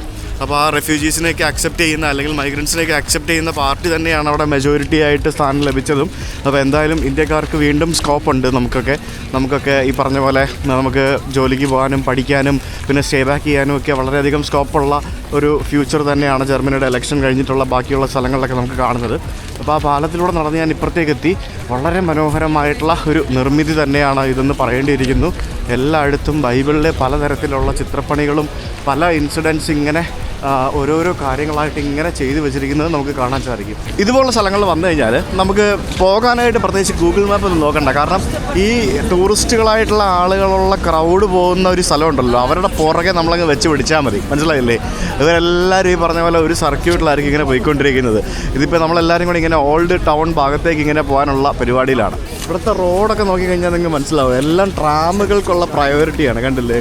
ഇത്തരത്തിൽ ഇതിൻ്റെ മേളിലൂടെയൊക്കെ വണ്ടിയും പോവും ട്രാമും പോവും, എല്ലാം അതുപോലെയാണ്. ആ ട്രാമിൻ്റെ ട്രാക്ക് അത് ചീത്തയാവാത്ത രീതിയിലാണ് ടാറിങ്ങും പരിപാടികളെല്ലാം ചെയ്യുന്നതും എല്ലാ സംഭവങ്ങളും. ഇതുണ്ട്, ഇത് കെട്ടിടങ്ങൾ കണ്ടോ? ആ കെട്ടിടങ്ങൾക്ക് അടിയിൽ കൂടെ ഒരു ചെറിയൊരു ടണൽ പണിതിട്ടാണ് റോഡ് പോകുന്നത്. കണ്ടില്ലേ? മ്യൂസിയം, ഇഷ്ടം പോലെ മ്യൂസിയങ്ങളുണ്ട് അവിടെ ഇവിടെ എല്ലാം. പിന്നെ ഹോംലെസ് ആയിട്ടുള്ള ആൾക്കാരും പിച്ചക്കാരും അതേപോലെ തന്നെ അതുപോലുള്ള സംഭവങ്ങളൊന്നും ഇപ്പോൾ യൂറോപ്പിലും അവിടെ ഇവിടെ ഇല്ലയെന്നൊന്നും നിങ്ങൾ കരുതരുത്. യൂറോപ്പിലൊക്കെ ഇഷ്ടം പോലെ എവിടെ ചെന്നാലും കാണാൻ സാധിക്കും. ഏറ്റവും കൂടുതൽ ഞാൻ കണ്ടത് ലുക്സംബർഗിലാണ്. പാരീസിനെക്കാട്ടി കൂടുതൽ ഞാൻ ഹോംലെസ്സും അതേപോലെ തന്നെ ഭിക്ഷ യാചിക്കുന്ന ആളുകളെയും കണ്ടത് നമ്മളെ ലുക്സംബർഗ് എന്ന് പറഞ്ഞ സ്ഥലത്താണ്. ഇനി നമുക്ക് ഇവിടെ ഇങ്ങനെ പല സ്ഥലങ്ങളിൽ കുറേ ഓൾഡ് ബിയർ പാർലറുകളും അതേപോലെ തന്നെ ഈ ബ്രൂവറീസ് അങ്ങനെയുള്ള സ്ഥലങ്ങളൊക്കെ നമുക്ക് കാണാൻ സാധിക്കും പല ഓൾഡ് ടൗൺ ഏരിയകളിൽ. ഞാൻ പറഞ്ഞില്ലേ, ബിയറിൻ്റെ പേര് കേട്ട സ്ഥലമാണ് ഈ ഒരു സ്ഥലം. സോ അത് ഈസ് വെരി ഫേമസ്. ബിയർ കഴിക്കുന്ന ആളുകളൊക്കെ ഇവിടെ വന്നിട്ട് ഇവിടുത്തെ ഫേമസ് ബിയറുകളൊക്കെ ട്രൈ ചെയ്ത് നോക്കുക. ഞാൻ പറഞ്ഞില്ലേ, കണ്ടില്ലേ എനിക്ക് ഗാർഡൻ സൈഡ് ബിയർ എന്നൊക്കെ പറഞ്ഞുകൊണ്ട് പല ടൈപ്പ് സംഭവങ്ങൾ ഇതുപോലെ ഉള്ളിൽ ചേർന്ന് അവിടെ ഇവിടെയൊക്കെ ആയിട്ട് ചെറിയ ചെറിയ സംഭവങ്ങളുണ്ട്. ഈ ബിയർ ടൂർ നടത്താനും അതേപോലെ തന്നെ ഈ പബ് ക്രോൾ നടത്താനൊക്കെ ബെസ്റ്റ് സ്ഥലമാണത്. ഇത് സംഭവം പൊളിച്ച്. അതായത് ഇത് നമ്മളെ മോസ്കോയുടെ ഡോളല്ലേ ഈ കാണുന്നത്. ഈ മോസ്കോയുടെ ഡോൾ ഇവർ സെലൻസ്കിയുടെ ഒക്കെ ആക്കി, നോ വാറ്, പുട്ടിനെതിരായിട്ടുള്ള സംഭവങ്ങളൊക്കെ ആക്കി മൊത്തത്തിൽ അങ്ങനെ. അതാണ് ഇവിടെ നമുക്ക് കാണാൻ സാധിക്കുന്നത്. അത് കൊള്ളാം. എൻ്റെ വീട്ടിൽ ഇരിപ്പുണ്ട് ഈ സാധനം. മോസ്കോയിൽ അതായത് റഷ്യൻ ഡോളാണ് ഈ കാണുന്നത്. ഈ കാണുന്ന ഒരു കൺസേർട്സ് ഒക്കെ നടക്കുന്ന ഒരു ഹാളാണ്. ഇവിടെ പലതരത്തിലുള്ള കൺസേർട്ടുകളുണ്ട് എന്നൊക്കെ പറഞ്ഞിട്ട് അതിൻ്റെ ടിക്കറ്റുകളൊക്കെ വിൽക്കുന്നുണ്ട്. പക്ഷേ ഇന്നൊന്നുമില്ല, ഞാൻ നാളെ ഉള്ളൂ. പിന്നെ എല്ലായിടത്തും ഉള്ള പോലെ തന്നെ ഇതുപോലെയുള്ള സുവനീർ ഷോപ്പുകളും ഗോൾഡ്, ഡയമണ്ട് അങ്ങനെയുള്ള സംഭവങ്ങൾ വിൽക്കുന്ന കടകൾ, പിന്നെ തായ് മസാജ് വരെ കണ്ടു ഞാനിവിടെ. നമ്മൾ ബെർലിനിൽ പോയിട്ട് പോലും നമുക്ക് ഇതുപോലെ ഇത്രയും ബ്യൂട്ടിഫുൾ ആയിട്ടുള്ള പഴയ കെട്ടിടങ്ങളും നമുക്ക് കാണാൻ സാധിച്ചിരുന്നില്ല. കാരണം അതൊക്കെ പണ്ട് കാലത്ത് ഈ പറഞ്ഞ പോലെ വേൾഡ് വാർ 2 സമയത്തെല്ലാം നശിപ്പിച്ചതല്ലേ പലതും. അതുകൊണ്ട് പിന്നീടെല്ലാം പുതുക്കി പണിതൊക്കെ പെട്ടെന്ന് തട്ടിക്കൂട്ടി പണിതൊക്കെയാണ് പലതും. അതുകൊണ്ട് നമുക്ക് ആ ഒരു റിയൽ ബ്യൂട്ടിയിലുള്ള പഴയ സ്റ്റൈലിലുള്ള കെട്ടിടങ്ങളൊന്നും എനിക്ക് ജർമ്മനിയിൽ പല സ്ഥലത്തും ആസ്വദിക്കാൻ സാധിച്ചിരുന്നില്ല. പക്ഷേ ഇവിടെ വന്നപ്പോൾ ഞാൻ പറഞ്ഞില്ലേ, ഇവിടെ അങ്ങനെ അധികം ആ ഒരു വേൾഡ് വാർ 2 സമയത്ത് കാര്യമായിട്ട് ബോംബ് വീണ് തകർക്കപ്പെട്ടൊരു സ്ഥലമല്ല. അതുകൊണ്ടാണ് നമ്മൾ ആ കണ്ട പാലസ്, കാസിലും ബാക്കിയുള്ള സംഭവങ്ങളൊക്കെ ഇപ്പോഴും ആ ഒരു പ്രൗഢിയോടെ അവിടെ നിൽക്കുന്നത്. ഇതെന്താ സംഭവം? ഇത് റെൻ്റേ കാറാണ്, കണ്ടില്ലേ? എനിക്ക് Prague guided vintage car tours എന്നും പറഞ്ഞുകൊണ്ട്. അപ്പോൾ നമുക്ക് ഈ വിൻറ്റേജ് കാറിൽ നമുക്ക് റെൻറ്റിനെടുത്തിട്ട് നമുക്ക് പോകാം എന്നുള്ളതാണ് അവരുടെ പരിപാടികൾ. ഉണ്ടോ? അതിനകത്തൊരു പട്ടിക്കുട്ടി നിൽക്കുന്നുണ്ടല്ലോ, എനിക്ക് ഇത് ക്യൂട്ടല്ലേ ഇത്? വേറൊരു ചേട്ടൻ, ഇവർ രണ്ടുപേരല്ല, ആ ചേട്ടൻ ഇച്ചിരി ടെററാണ്, തെറിവിളിച്ച് നടക്കുക. എത്ര തിരക്കുണ്ടെങ്കിലും, എത്ര ക്രൗഡ് ഉണ്ടെങ്കിലും, എത്ര ആളുകൾ വരുന്നുണ്ടെങ്കിലും എല്ലായിടത്തും എന്ത് വൃത്തിയായിട്ടായിട്ടിരിക്കണമെന്നറിയാമോ? പിന്നെ ആകെ ഒരു പ്രശ്നമുണ്ട്. അതെന്താണെന്നറിയാമോ? ഇതൊന്നും സംഭവം ഇത് മറ്റേ ബിയറിൻ്റെ പരിപാടിയാണ്. ആകെയുള്ളൊരു പ്രശ്നം എന്ന് പറഞ്ഞാൽ എവിടെ പോയാലും ഇങ്ങനെ നമ്മൾ പുറത്തിറങ്ങി നടന്നാൽ തന്നെ നമ്മളൊരു പാസീവ് സ്മോക്കറായി മാറും. കാരണം എല്ലാവരും ഓൾമോസ്റ്റ് മിക്കടുത്തും അത് സിഗരറ്റ് വലിക്കുന്ന ഒരു സ്ഥലമൊന്നുമില്ല. ട്രെയിനിലാണെങ്കിൽ പോലും ജസ്റ്റ് ട്രെയിനിൽ പുറത്തിറങ്ങിയുന്ന ആളുകൾ സിഗരറ്റ് വലിക്കും. റെയിൽവേ സ്റ്റേഷനിലെ പ്ലാറ്റ്ഫോമുകളിൽ ട്രെയിനിൽ ബിയർ കുടിച്ചുകൊണ്ട് നടക്കുന്ന കാണാൻ സാധിക്കും. നമുക്ക് നമ്മുടെ നാട്ടിൽ കാണാത്ത കാഴ്ചകളാണ്. പക്ഷേ ഇവിടെയൊക്കെ വളരെ കോമൺ ആണ്. നമ്മുടെ നാട്ടിൽ കാണാത്ത കാഴ്ചകളാണ് ട്രെയിനിൽ ബിയർ കഴിച്ചുകൊണ്ട് നടക്കുന്നത്. പിന്നെ പരസ്യമായിട്ട് കഞ്ചാവ് വലിക്കുന്ന ആൾക്കാർ, അതൊക്കെ വളരെ കോമൺ ആയിട്ട് നമുക്കിവിടെ ഇതുപോലുള്ള സ്ഥലങ്ങളിൽ കാണാം. അതൊക്കെ അക്സെപ്റ്റ് ചെയ്യാൻ പറ്റുന്നവർ മാത്രമേ ഇങ്ങോട്ടൊക്കെ വരാവൂ. ഇല്ലയെന്നുണ്ടെങ്കിൽ അതൊക്കെ പലർക്കും ബുദ്ധിമുട്ടായിട്ട് തോന്നാം. പക്ഷേ ഇങ്ങനെ നടക്കുന്ന ആൾക്കാരും നമ്മളെ ആരെയും ഉപദ്രവിക്കുന്നതായിട്ടോ അല്ലെങ്കിൽ വരുന്ന ആൾക്കാരെ ബുദ്ധിമുട്ടിക്കുന്നതായിട്ടോ ഒന്നും ഞാൻ കണ്ടില്ല കേട്ടോ. ഇവിടെ ഒരു എക്സ്ചേഞ്ച് ഉണ്ട്, പോയി ചോദിച്ചു. ഹലോ, €1.24. അവിടെ അത്യാവശ്യം കറൻസി എക്സ്ചേഞ്ച് റേറ്റ് ഉണ്ടായിരുന്നു. അപ്പോൾ ഞാൻ €50 കൊടുത്തപ്പോഴത്തേക്കിനും എനിക്ക് 1250, കുഴപ്പമില്ലാത്ത റേറ്റ് ആയിരുന്നു കേട്ടോ. ഇവിടെയൊക്കെ ഇഷ്ടംപോലെ ജാപ്പനീസ് റെസ്റ്റോറൻറ്റുകളുണ്ട് കേട്ടോ. ഇപ്പം ഞാൻ കുറേ സ്ഥലത്തായിട്ട് കണ്ടു, യൂറോപ്പിൽ കുറേ സ്ഥലത്ത് സൂഷി, രാമൻ, അങ്ങനെ പല പല സംഭവങ്ങൾ. എന്തോരം, അതായത് സത്യം പറഞ്ഞാൽ ഉണ്ടല്ലോ, ഇതുപോലുള്ള സ്ഥലങ്ങളിൽ പോയി കഴിഞ്ഞാൽ നമുക്ക് ഏത് രാജ്യത്തിൻ്റെ ഫുഡും കഴിക്കാമെന്നുള്ളതാണ്. എല്ലാ രാജ്യത്തെ ഡിഫറെൻറ്റ് ടൈപ്പ് ഓഫ് ക്യൂസീൻസും ഇവിടെ എല്ലാം അവൈലബിൾ ആയിരിക്കും. ശരിക്കും ഇതിപ്പോൾ വിൻ്റർ ഇപ്പോൾ ജസ്റ്റ് കഴിയുന്നതേ ഉള്ളൂ, എന്നിട്ട് ഇത്രയും ക്രൗഡെന്ന് പറയുമ്പോഴത്തേക്കിനും സമ്മർ ആകുമ്പോഴത്തേക്കിനും എന്തായിരിക്കും എന്നാണ് ഞാൻ ആലോചിക്കുന്നത്. അതിമനോഹരമായിട്ടുള്ള ഇതുപോലെയുള്ള കെട്ടിടങ്ങളാണ് ഈ ഒരു നഗരത്തിൻ്റെ ശരിക്കുള്ള ഭംഗി എന്ന് പറയുന്നത്. പ്രാഗ് ഭയങ്കര സുന്ദരിയാണ് കേട്ടോ. പ്രാഗ് ഇത്രയ്ക്ക് സുന്ദരിയാണെന്ന് പലരും പറഞ്ഞു കേട്ടിട്ടുണ്ടെങ്കിലും ഞാൻ എക്സ്പെക്റ്റ് ചെയ്തിരുന്നില്ല. ഈ ഒരു സെൻട്രൽ ടൗൺ അല്ലെങ്കിൽ ഓൾഡ് ടൗൺ ഈ ഒരു ഭാഗത്ത് വന്നു കഴിഞ്ഞാലാണ് നമുക്ക് ശരിക്കും ആ ഒരു നഗരത്തിൻ്റെ റിയൽ ബ്യൂട്ടി കാണാൻ സാധിക്കുക. ഔട്ട്സ്കേർട്സ് ഓഫ് ദ സിറ്റി പോയി കഴിഞ്ഞാൽ നമുക്ക് സാധാരണ ഒരു സിറ്റി പോലെ തന്നെ പുതിയ കെട്ടിടങ്ങളൊക്കെ കാണാൻ സാധിക്കുന്നുണ്ടെങ്കിലും ഈ യൂറോപ്പ് അല്ലെങ്കിൽ UK, ഓസ്ട്രേലിയ, ന്യൂസിലൻഡ് ഇതുപോലെയുള്ള രാജ്യങ്ങളുടെ പ്രത്യേകത എന്ന് പറയുന്നത് ഇവർ ഈ പഴയ കെട്ടിടങ്ങൾ പ്രിസർവ് ചെയ്ത് മെയിൻറ്റെയിൻ ചെയ്ത് സൂക്ഷിക്കാനായിട്ട് എന്ത് വിലയും കൊടുക്കും, നല്ല ഫണ്ടും ചെയ്യും.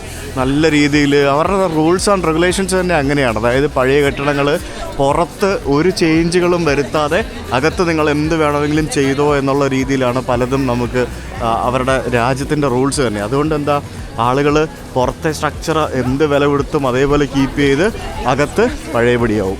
അങ്ങനെ നടന്ന് ഞാൻ എത്തിയിരിക്കുന്നത് എവിടെയാണെന്ന് നോക്കിയാൽ എൻ്റെ പുറകിൽ കാണുന്നൊരു സംഭവം കണ്ടോ, അതാണ് പ്രാഗ് ആസ്ട്രോണമിക്കൽ ക്ലോക്ക് എന്ന് പറയുന്നത്. ഇവിടുത്തെ ഓൾഡ് ടൗൺ ഹാൾ ബിൽഡിംഗ് ആണ് ഈ കാണുന്നത്. ഈ ഓൾഡ് ടൗൺ ഹാളിന് സമീപത്തായിട്ട് ആ ബിൽഡിങ്ങിനോട് അറ്റാച്ച് ചെയ്തിട്ടാണ് ഈ ഒരു മിഡീവൽ കാലത്തെ ഒരു ആസ്ട്രോണമിക്കൽ ക്ലോക്ക് സ്ഥിതി ചെയ്യുന്നത്. ഇത് ലോകത്തിലെ ഏറ്റവും പഴക്കം ചെന്ന നിലവിലിപ്പം ഉള്ള ഒരു ആസ്ട്രോണമിക്കൽ ക്ലോക്ക് ആണെന്നാണ് പറയപ്പെടുന്നത്. ഇവിടുത്തെ ഓൾഡ് ടൗൺ സ്ക്വയറിൽ ശരിക്കും ഇവിടുത്തെ ഒരു മെയിൻ അട്രാക്ഷനാണ് ഈ ഒരു ക്ലോക്ക് എന്ന് പറയുന്നത്.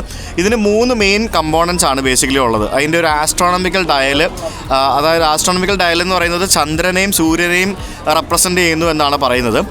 പിന്നെ അത് മാത്രമല്ല, അത് വെച്ചിട്ട് കുറേ പലതരത്തിലുള്ള ആസ്ട്രോണമിക്കൽ ഡീറ്റെയിൽസ് ഒക്കെ കാണിക്കുന്നുണ്ട്. പിന്നെ വിവിധ കത്തോലിക്ക സെയിൻ്റ് ആയിട്ടുള്ള ആളുകളുടെ സ്റ്റാച്യൂസ് നമുക്ക് ആ ഒരു ഡയലിൻ്റെ അപ്പുറത്തും ഇപ്പുറത്തായിട്ട് നമുക്ക് കാണാൻ സാധിക്കും.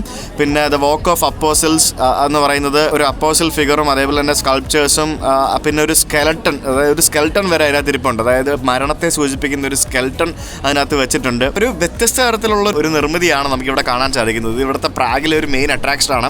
ഞാൻ ഇതിൻ്റെ ഒരു സുവനീറും വാങ്ങിച്ചായിരുന്നു. 1410 കാലത്തിലാണ്, അതായത് 1410 ഈ ഒരു ക്ലോക്ക് ഇവിടെ നിർമ്മിച്ചത് എന്നാണ് പറയപ്പെടുന്നത്. അന്നേരം ആ സമയത്തുണ്ടായിരുന്ന ഒരു മാത്തമാറ്റീഷ്യനാണ് ഇതിവിടെ നിർമ്മിച്ചത് എന്നാണ് ഇതിൻ്റെ കഥകളൊക്കെ പറയുന്നത്, ഇതിൻ്റെ ചരിത്രം പറയുന്നത്.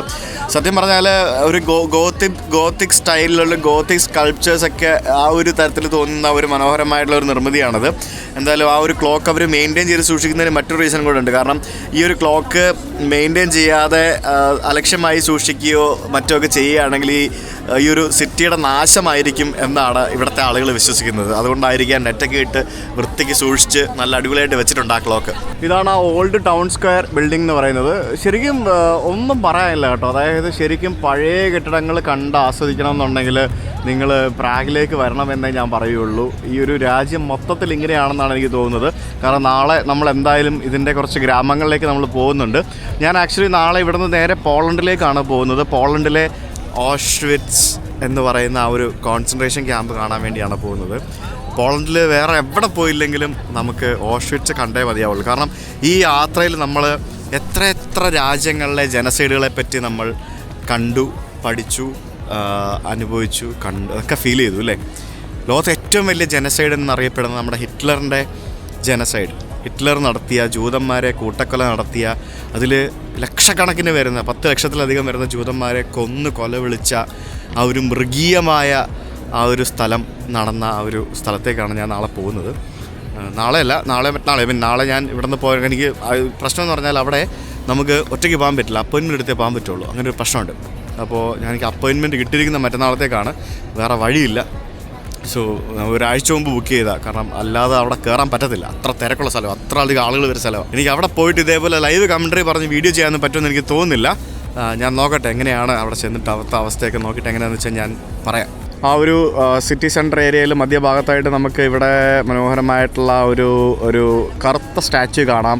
പിന്നെ ആ പുറകിൽ കാണുന്ന ആ ഒരു കെട്ടിടങ്ങളൊക്കെ ആണെങ്കിലും നോക്കി, അതിലൊക്കെയുള്ള ഡീറ്റെയിലിംഗ് നോക്കി, അതിലൊക്കെ എത്ര വലിപ്പമുണ്ട്, ഏത് രീതിയിൽ, എന്തൊക്കെ ആർക്കിടെക്ചറിലാണ് അതിൻ്റെയൊക്കെ നിർമ്മാണം. ഈ കാണുന്ന കെട്ടിടങ്ങൾ ഇതെന്തോ ഒരു എക്സിബിഷൻ ഹാളാണ്, അതിൻ്റെ താഴെയൊക്കെ റെസ്റ്റോറൻറ്റുകൾ, പിന്നെ ഇവിടെ എനിക്ക് തോന്നുന്നൊരു പള്ളിയാണെന്ന് തോന്നുന്നു. ഇത്തരത്തിലുള്ള മനോഹരമായിട്ടുള്ള കെട്ടിടങ്ങളാണ് ഈ ഒരു നഗരത്തിൻ്റെ മെയിൻ അട്രാക്ഷൻ എന്ന് പറയുന്നത്.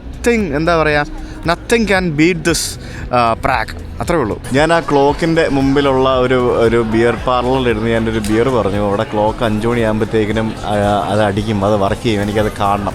അപ്പോൾ അവിടെ എല്ലാവരും നിൽക്കുകയല്ലേ, അവിടെ വെറുതെ നിൽക്കണ്ടല്ലോ. അപ്പോൾ നമുക്ക് ബിയറും കഴിക്കാം, അതേപോലെ തന്നെ നമുക്ക് ഇതും കാണാം ഓർത്തുകൊണ്ട് ഞാനൊരു ബിയർ പറഞ്ഞു. ഇത് എന്ത് ബിയറാണെന്ന് ചോദിച്ചു കഴിഞ്ഞാൽ എനിക്കറിയത്തില്ല. ഇവിടുത്തെ ഒരു ലോക്കൽ ബിയറാണെന്നാണ് പറഞ്ഞത്. ഇവിടെ ഇതുപോലുള്ള ധാരാളം ബിയറുകൾ കിട്ടും. സോ ഞാൻ ഇതൊക്കെ കാണിക്കുന്നുണ്ടെങ്കിൽ ഞാനിതൊന്നും കുടിക്കുന്നത് ഞാൻ കാണിക്കാറില്ല. അതുകൊണ്ട് തന്നെ ഞാൻ കുടിക്കുന്നത് കാണിക്കുന്നില്ല. ഇത് കുടിച്ചിട്ട് എങ്ങനെയുണ്ടെന്ന് ചോദിച്ചു കഴിഞ്ഞാൽ എനിക്കറിയില്ല. ബിയറിൻ്റെ ആയിട്ടുള്ള ടേസ്റ്റ് ഉണ്ടാവും, ബിയർ ഇഷ്ടപ്പെടുന്നവർക്കറിയാം. സോ ഇത് ബിയറിൻ്റെ നാടാണ്. ഇവിടുത്തെ ആളുകൾ ഏറ്റവും കൂടുതൽ കഴിക്കുന്നത് ബിയറാണ്. ഇവിടെ വെള്ളത്തിനെക്കാട്ടി ചീപ്പം ബിയറാണ്, മനസ്സിലായോ? അതെ, സത്യം. നമ്മൾ തമാശക്കാണെങ്കിലും പറയില്ലേ അത്, പക്ഷേ അത് സത്യമാണ്. ഇവിടെ വെള്ളത്തെക്കാട്ടി ചീപ്പ് ബിയറാണ്, വെള്ളത്തിനെക്കാട്ടി ചീപ്പാണ് ബിയർ എന്നാണ് പറയുന്നത്. പക്ഷേ ഇതുപോലുള്ള സ്ഥലങ്ങൾ എക്സ്പെൻസീവ് ആയിരിക്കും. ഈ ടൂറിസ്റ്റുകൾ ധാരാളമായിട്ടുള്ള സ്ഥലങ്ങളിൽ വരുമ്പം അത് എക്സ്പെൻസീവ് ആയിരിക്കും. പക്ഷേ അല്ലെങ്കിൽ ഇവിടെ ബിയർ എന്ന് പറയുന്നത് ഭയങ്കര ചീപ്പാണ്. ഇത് കൊള്ളാട്ടോ, അടിപൊളിയാണുള്ള സംഭവം. ഇത് വെറൈറ്റി സാധനം, നല്ല ബിയർ, പൊളിച്ച്. ഇവിടെ ഇപ്പോൾ ഒരു ലോഡ് ആൾക്കാർ കൂടി നോക്കി, എന്തോരോ ആൾക്കാർ അവിടെ കൂടി നിൽക്കുന്നത് നോക്കി. ഇപ്പോൾ 5 മണിക്ക് തന്നെ സംഭവിക്കുക, അതെന്തോ സംഭവിക്കുന്നതെന്ന് കാണാൻ വേണ്ടി നിൽക്കുകയാണ് എല്ലാവരും കൂടെ. നോക്കിക്കോണേ, ഇപ്പോൾ എന്തൊക്കെയോ ശബ്ദമോ ഏതാണ്ടൊക്കെ കേൾക്കും. നിറച്ച ആൾക്കാർ എല്ലാവരും ഇവിടെ ക്യാമറ ഓണാക്കി പിടിച്ച് നിൽക്കുകയാണ്. ഇപ്പോൾ കണ്ട അവിടെ മേളിൽ കണ്ടോ, മേളിൽ നോക്കി കണ്ടാ, ആ വാതായനം തുറന്ന് 2 ആൾക്കാർ ഇങ്ങനെ പുറത്തേക്ക് വരുന്നുണ്ടോ. പണ്ട് നമ്മുടെ പത്മനാഭസ്വാമി ക്ഷേത്രത്തിന് മുമ്പിൽ ഇതുപോലത്തെ ഒരു ഘടികാരം ഉണ്ടായിരുന്നു, ഇപ്പോഴും ഉണ്ടെന്ന് തോന്നുന്നു അവിടെ. അത് കൊള്ളാട്ടോ. അതെല്ലാവരും കൂടി ഇങ്ങനെ വന്ന് ഒളിഞ്ഞു നോക്കി പോകുന്ന പോലത്തെ ഒരു നോട്ടമാണ്.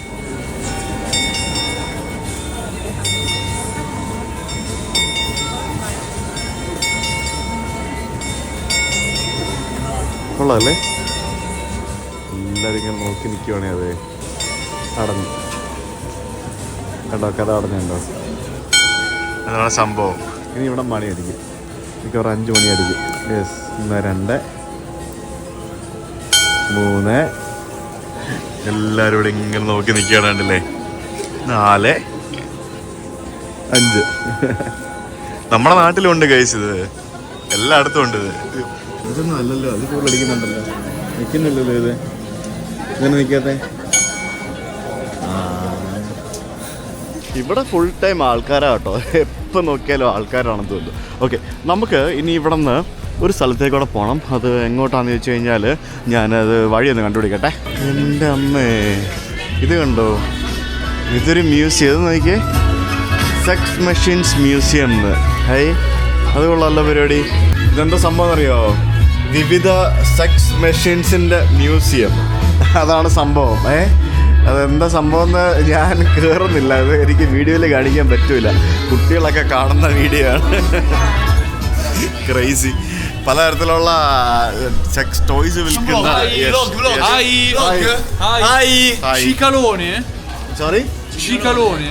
How many subscribers? yeah, subscribers, yes. How How many? many? 2 million. Look. On YouTube? Yeah, I'm a YouTuber. Yeah, what? I'm from India. I'm from India. Guarda che dall'India può essere. Yeah, Sì, zio, dall'India Questi sono forti, zio. yes. No, stop it! Fantastico. To Rome Yes. and visit Yes. Vlog. Cicalone. Yes. Search Vlog, Cicalone. vlog. Cicalone. Where? Cicalone. Sì. See? 2 million. I. 2 million. Sì. Ah. A. Ah. L. Ah. Yes. N. Ah. I. You. This. Oh, Cicalone. Cicalone. Oh, In you- Roma. You're from Roma. Yeah, no, but you have to come in Italy with him. You're from Italy. Yes. I was there in Italy. I went to Sicily. No. I went to Sicily. Milan. Yeah, Milan. Yeah. Bologna. But what do you Yeah, a do? lot of places. What do Yeah, you do? Non social. traveling. Can I try to vlog? No, it's okay. Fine. Take care. Bye bye. Bye. Bye bye. അയ്യോ, കൊള്ളാം, ഒന്നും പറയണ്ട. എന്തായാലും കൊള്ളാം സംഭവം. പിള്ളേരൊക്കെ ഭയങ്കര friendly കേട്ടോ. അവർ അമ്മമാർ ഇറ്റലിയിൽ നിന്ന് ഇറങ്ങി വന്നാന്ന് തോന്നുന്നു. ഞാൻ പറഞ്ഞു വന്നത് മറ്റേ സെക്സ് മ്യൂസിയം, പക്ഷേ സെക്സ് ടോയ്സിൻ്റെ മ്യൂസിയം. അതാണ് സെക്സ് ടോയ്സിൻ്റെ മ്യൂസിയം. അതാണ് അമ്മമാരോടെ വെച്ചുകൊണ്ടിരിക്കുന്നത്. ആളുകളെ അട്രാക്ട് ചെയ്യാൻ വേണ്ടിയുള്ള ഓരോരോ പരിപാടികളല്ലാണ്ട് പിന്നെ ഇവിടെ എങ്ങും ഒരു വണ്ടിയും കിണ്ടിയും കാണുന്നില്ലല്ലോ. അതായത് മൊത്തം ഇത് ഇവിടെ ഈ ആളുകൾ നടക്കുന്ന സ്ഥലങ്ങളെല്ലാം ഇവർ വാഹന ഗതാഗതം കൊണ്ട് നിരോധിച്ചിരിക്കുക കേട്ടോ മൊത്തത്തിൽ. ഞാനിതിലെവിടെ കറങ്ങി നടന്ന് എനിക്ക് വഴിയൊക്കെ തെറ്റി. ഗൂഗിൾ മാപ്പ് നോക്കിയിട്ടും എൻ്റെ ഫോണിൽ GPS എന്തൊക്കെയോ പ്രശ്നമുണ്ട്. പുതിയ iPhone 16 ഒരു രക്ഷയില്ല കേട്ടോ. ചവർ ഫോൺ എന്ന് പറഞ്ഞാൽ ചവർ ഫോൺ, എന്തൊക്കെയോ പ്രശ്നങ്ങളുണ്ട്. എന്താണെന്ന് ഒരു ഐഡിയ ഇല്ല. ഇവിടെ എന്താണ് എന്ത് സംഭവം, എവിടേക്കാണെന്നറിയില്ല. എന്തൊക്കെയോ ഓഫീസുകളും കെട്ടിടങ്ങളും എന്തൊക്കെയാണെന്നൊരു ഐഡിയയും കിട്ടുന്നില്ല. ഞാൻ ഒരു ബസ്സിൽ കയറി പോകാനുള്ള പ്ലാനിലാണ്. എൻ്റെ ഹോട്ടലിൻ്റെ മുമ്പിലേക്ക് ഈ കാണുന്ന 207 നമ്പർ ബസ് പോകുന്നതാണ് എഴുതിയിരിക്കുന്നത്. പക്ഷേ അതിനകത്ത് ആരും ഇല്ലല്ലോ. ബസ്സൊക്കെ കറക്റ്റ് സമയത്ത് മാറ്റി ബസ് സ്റ്റോപ്പിൽ നിർത്തിയിട്ട് ആൾക്കാരെ കയറ്റുള്ളൂ. അതാണ് ബസ്സിൻ്റെ പരിപാടികൾ. കിട്ടുന്നതൊക്കെ ഇതിവിടെ കിടക്കാൻ ഇത്ര നേരം ബസ്സേ, ഇത് കറക്റ്റ് സമയത്ത് ആളെ കയറ്റുള്ളൂ. നേരത്തെ ആ പാസ് എടുത്തുകൊണ്ട് ബസ്സും ട്രെയിനും എല്ലാം ഈസി ആയിട്ട് ട്രാവൽ ചെയ്യാം. ഇവിടെ ഒന്നും ഒരു സ്ഥലത്തും കണ്ടക്ടറോ ബസ്സിൽ പൈസ തരുന്ന ടിക്കറ്റ് തരുന്ന ആൾക്കാരോ ആരുമില്ല കേട്ടോ. യൂറോപ്പിൽ ഒരൊറ്റ സ്ഥലത്തില്ല അത്. ഇവിടെ ആളുകൾ കയറി ടിക്കറ്റ് എടുത്ത് യാത്ര ചെയ്യുക. അത് ആളുകളുടെ ഉത്തരവാദിത്തമാണ് ടിക്കറ്റ് എടുത്ത് യാത്ര ചെയ്യുക എന്നുള്ളത്. എല്ലായിടത്തും ഡ്രൈവർ മാത്രമേ ഉള്ളൂ. മനസ്സിലായില്ലേ? ഞാനേ ബസ് ഇറങ്ങി എൻ്റെ ഹോട്ടലിൻ്റെ മുമ്പിൽ വന്ന് ഇറങ്ങിയപ്പോഴാണ് എനിക്ക് മനസ്സിലാവുന്നത് ഇതൊരു ഷോപ്പിംഗ് മോളാണ്. എൻ്റെ ബാക്കിൽ പലേഡിയം എന്നും പറഞ്ഞ് കാണുന്നത്. അത് ശരി, ഒരു ഷോപ്പിംഗ് മോളിൻ്റെ അടുത്തായിരുന്നു എൻ്റെ ഹോട്ടല്. രാത്രിയാകുമ്പോൾ എന്ത് ഭംഗിയല്ലേ ഈ ലൈറ്റൊക്കെ ഇങ്ങനെ പ്രൊജക്റ്റ് ചെയ്ത് ആ ബിൽഡിങ്ങുകളൊക്കെ കാണാനായിട്ട്. എല്ലാ കെട്ടിടങ്ങളുടെ സൈഡിലും എന്തെങ്കിലുമൊക്കെ ലൈറ്റൊക്കെ കൊടുത്തിട്ടുണ്ടാവും. ഇതൊരു പലേഡിയം എന്നും പറഞ്ഞൊരു ഷോപ്പിംഗ് മോളാണ്. ചുമ്മാ ഒന്ന് കയറിയിട്ട് വരാം. ഇപ്പം തണുപ്പായി, രാത്രി ആയപ്പോഴത്തേക്കിനും ഇപ്പോൾ റൂമിൽ പോകുന്നതിന് മുമ്പ് വെറുതെ ഒന്ന് ഷോപ്പിംഗ് മോളിലൊക്കെ ഒന്ന് കയറി നടന്ന് ഇറങ്ങിയിട്ട് പോകാമെന്ന് വിചാരിച്ചു. ഇത് അത്യാവശ്യം വലിയ മോളാണോ, കുറേ കടകളൊക്കെ ഉണ്ട്. സംഭവം പൊളിയാണ്, നല്ല ഭംഗിയുള്ള ഒരു മോള്. പലേഡിയം എന്ന് പറയുന്നത് നമ്മുടെ നാട്ടിലില്ലേ പലേഡിയം മോളുകൾ. ഇത് പലേഡിയം എന്ന് പറയുന്ന ഒരു ഇൻ്റർനാഷണൽ ബ്രാൻഡാണോ എനിക്കറിയത്തില്ല കേട്ടോ. സോ ഗൈസ്, ഇന്നലെ വീഡിയോ അവസാനിപ്പിക്കാൻ മറന്നുപോയായിരുന്നു. യെസ്, അപ്പോൾ നമ്മൾ ഇനി പോളണ്ടിലേക്ക് പോവാണ്. പോളണ്ടിൽ നമുക്ക് മെയിനായിട്ട് കാണാനുള്ളത് എന്താണ്? നമ്മുടെ ഹിറ്റ്ലറുടെ കോൺസെൻട്രേഷൻ ക്യാമ്പ്. അതാണ് എനിക്ക് മെയിനായിട്ട് പോളണ്ടിൽ കാണാനുള്ളത്. Anyway, see you guys tomorrow with another video. അതുവരേക്കും ബൈ.